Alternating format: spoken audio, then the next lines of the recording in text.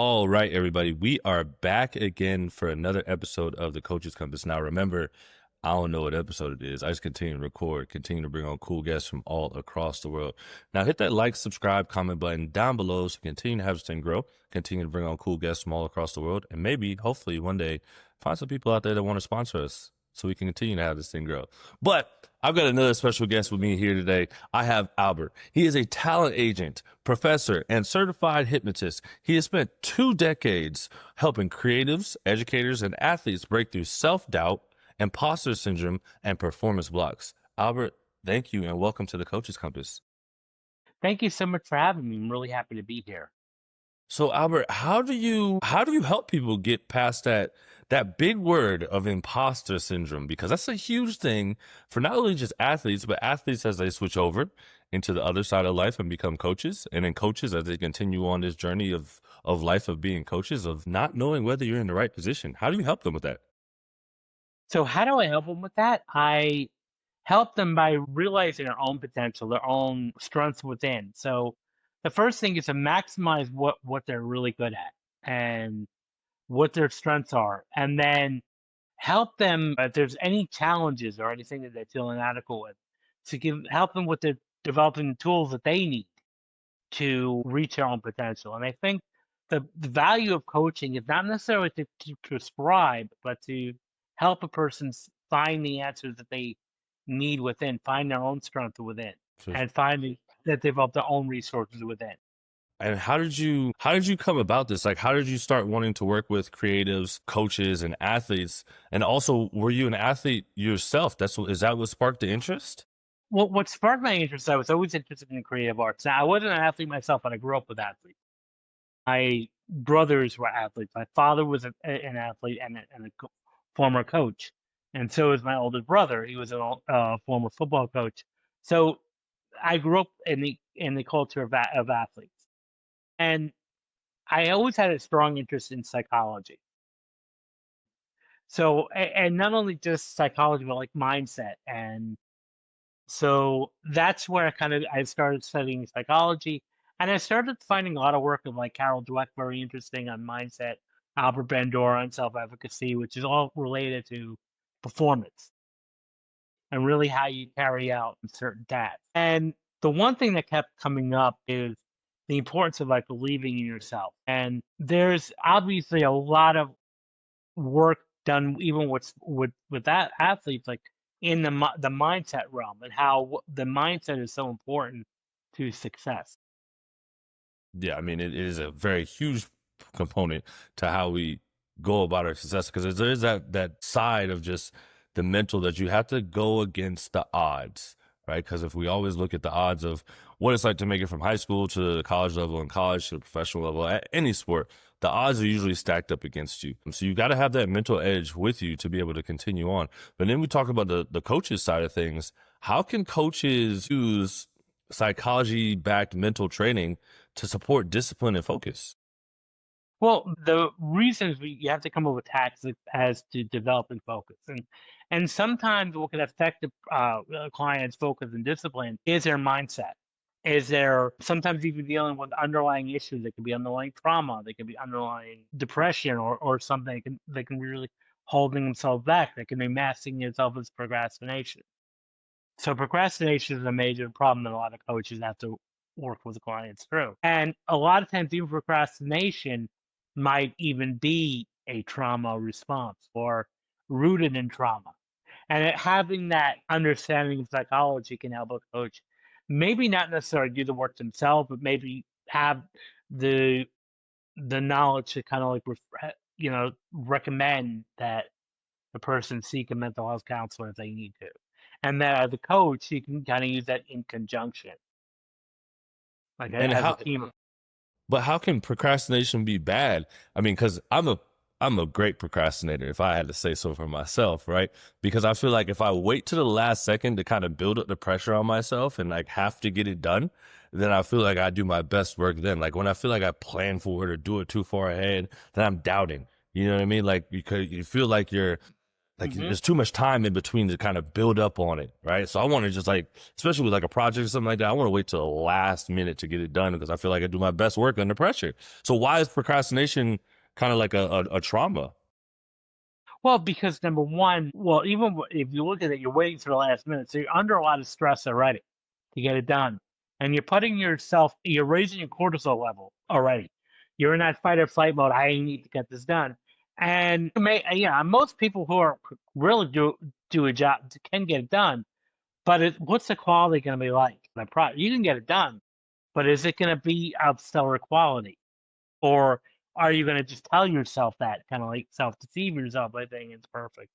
Because that's the only way kind of you know how to act. Because a lot of times when there's that extra time, you might be start second guessing yourself, and that's self-doubt coming in. And when you have when you're under the wire, there's no time to self-doubt. And it's safer that way. And we're wired for safety as human beings and comfort. So there's a bit of comfort and safety in that justification. You work well under pressure. What you're really saying is I work when I'm best safe and comfortable. Hmm. I never thought of it that way. So you're saying that if I actually took away the procrastination, I might get some better work done. Yes. Hmm. Interesting. So have you ever had questions on the hypnotist side? Because I mean, that's tough for a lot of athletes to believe in, like that you're going to hypnotize them. And like, what do you do in a hypnotist? Like, what does a hypnotist do? That's what I'm asking, technically. Well, it's all about mindset. It's all about getting your mind to be in alignment to your goals. So now hypnosis can't make someone be a better athlete. That comes with actual practice, actual practice and coaching, regular coaching. What I can do though is help you get out of the self consciousness aspect, the self doubt, the voice in your head, which a lot of times can hold you back performance wise. So it's like becoming the best person you can be at the moment. And that's why like a lot of times it's very effective. Even with like let's say you go at boxers or wrestlers before a match. What I can do in hypnosis is have them imagine and play out the fight in their head or the match in their head. The way that they're playing out is that they're landing every blow perfectly, and they're also able to block their opponent, anticipate what their opponent's about to do. And it's all about mental rehearsal because the brain really does not know the difference between reality and imagination. So doesn't know really the difference between fact and fiction there. So we have the person sometimes playing this match ahead of time in their head, where they're actually being very successful in doing that. And now it may not make if the opponent is physically stronger and faster, you still may have reality may still have an obstacle, but it'll make you much more at an advantage point. Do you give them these things to practice, like even if you're not there? Because say you're working with an athlete or a coach, and they need you on fight night, right? Or they're so used to you having you there for practice or tough times. Are they able to function without you being there and leading them through these things? Because I think that's another big thing about the whole mental game and stuff is that a lot of us athletes or former athletes are so used to routine, right? And Mhm. it's so accustomed to us that if it's anything throws off our routine, like maybe you not being there, are they able to function without you? So have you seen a difference in people's performance when you aren't around or if you are around? Well, I mean, the idea here is to help someone have these tools for themselves. So once or twice I may facilitate that, but they don't need me, all the time to do that. They can do it themselves. So right beforehand, take 5 minutes and just close your eyes and imagine you're in this doing this thing and the same thing. You're succeeding in both on the offensive and the defensive. It'll help you be the best fighter or the best athlete you can be at the moment.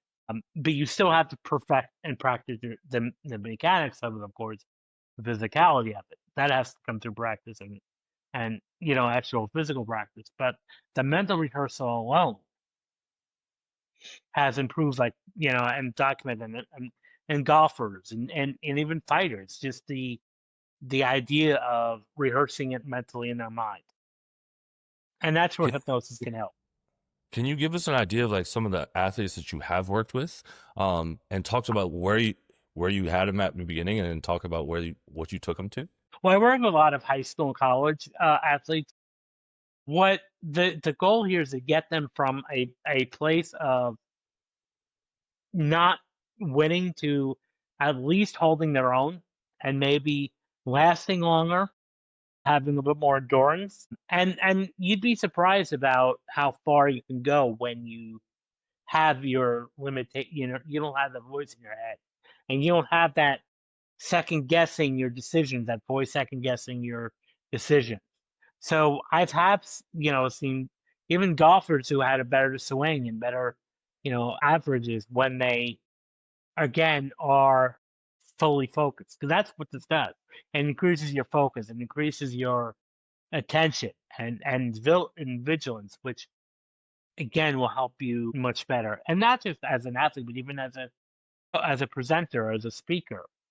You know to calibrate the room better, read the room in a more effective way. What do you see as some of like the main things for these top performers, speakers, athletes, creators, coaches that is kind of creating that self-doubt and having them feel like there is this a second voice in their head holding them back?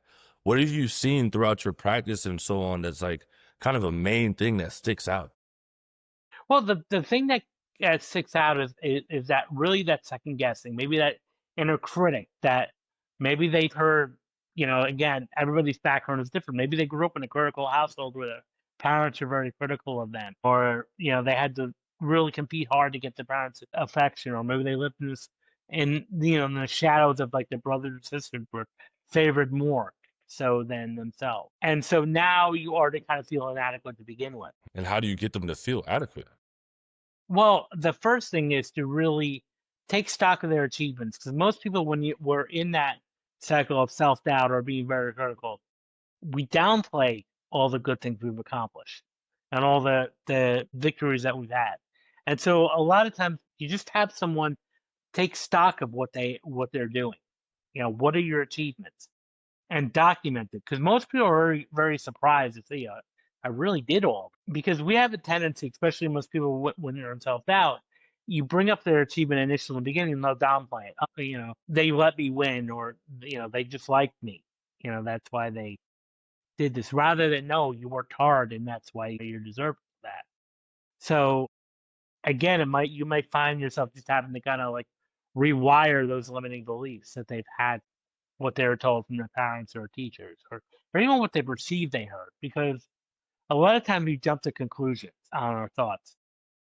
And I work a lot with actors too, and a lot of times if they don't get the job, they'll start attributing, oh, that producer or director doesn't like me. Hmm. And so gently, kind of confront them. Well, did they say that? No. Well, they didn't give me the job, and we just go from, it must be, if we jump from like A to Z very quickly Right. without even considering the fact. Yeah, I mean that's a tough line to walk because I think in society we're told to be so humble about what we've done, even though we've worked really hard to get in the positions that we've gotten into. And it's even harder to go Mhm. from a college athlete to being a professional athlete, even from an actor to getting onto the big stage. Like it's so small a percentage, but we're also told to not brag about it or talk about how well it is that we are at that position, right? Because that's just the society. Like society loves you, loves to build you up, right? Loves the hero story, right? But once you try to take on that hero side of things and you kind of, I wouldn't say Mhm. brag or boast about it, or you're confident about it, then they want to tear you back down and create you to be the villain. So how hard is it to help athletes understand that it's okay? Athletes, coaches, actors, creators that are at their highest peak, that it's okay to be confident about who you are. It's okay to be confident to talk about your Mhm. accomplishments and not take it to a point to where you sound too cocky. Well, the whole thing is being humble. You can be humble and still proud of yourself. You can be humble, and still being, proud of what you've done and what you've accomplished. But then there's also another element to it. Now you can do better. Okay, yes, you're always learning. And so that no matter what level of coach you're at, you're still learning. And I'm reading all the time because I think it's so important to keep learning. And that's a bit about being humble. It's like, okay, I can do better. I can still do better. And I'm a better person than I was, yet today than I was yesterday, next month than where I was the month before. So taking that humble approach, it's like they call it like the humble brag. You're still bragging, taking like accomplishments, but you're also building other people up too with you. You're not just saying I'm better than you or I only did this. It's like we did this. We've accomplished it, or I worked so hard because of your help, because of this person's encouragement. So you're building everybody up together rather than, because really cocky and arrogance is when you start thinking that you're better than other people. Right. Right. So before we get out of here, Albert, what would be something that you would want listeners to take out of this episode for today? Well, the one thing with a good coach is that we help you find the answers within. So you have all the answers within. You have all the resources you need. Every single one of us has everything we need to succeed. It's just a matter of recognizing that we can. So you 100%. can. You're I love it. I love it. That's a great way to end the day. yeah. Albert, I want to say thank you and appreciate you coming on the Coaches Compass today And and I dropping some appreciate knowledge. inviting me. And we're out. All right.